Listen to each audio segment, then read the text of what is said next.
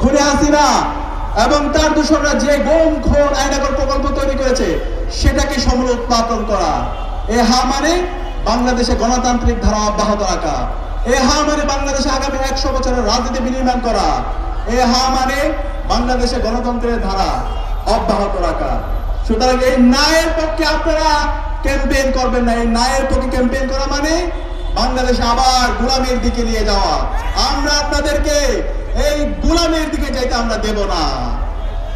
একই সাথে আমরা আজকে দেখতে পাচ্ছি বাংলাদেশের মানুষরা, সর্বস্তরের নাগরিকরা, তারা আজকে ভোট দেওয়ার জন্য উন্মুখ হয়ে আছে। আমরা দেখতে পাচ্ছি নির্বাচন কমিশন তারা বিভিন্ন এনিয়ে বেনিয়ে তারা একটা দলের পক্ষে এবং ওই দলকে ক্ষমতায় নিয়ে আসার জন্য বিভিন্ন ধরনের অপপ্রয়াস শুরু করেছে।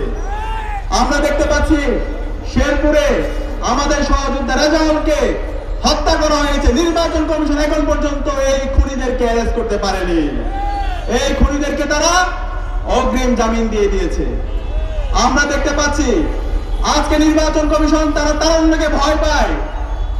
নির্বাচন কমিশন বিএনসিসির যে ক্যাডেটদেরকে নির্বাচনে ডিউটি পালন করার জন্য দায়িত্ব দেওয়া হয়েছিল, তারা ওই বিএনপির অভিযোগের ভিত্তিতে বিএনসি সদস্যদেরকে নির্বাচনকালীন সময়ে দায়িত্ব পালন থেকে তাদেরকে বাতিল করা হয়েছে, বাদ দেওয়া হয়েছে।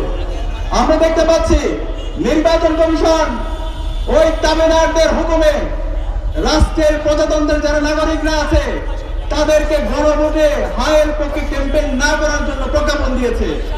আমরা বলতে চাই এই নির্বাচন কমিশনার, ইন্টারিম সরকার, আজকে শহীদদের রক্তের উপর আপনারা ক্ষমতায় বসেছেন। এই শহীদদের রক্তের সাথে আপনারা প্রতারণা করবেন না। এই জুলাই বিপ্লব পরবর্তী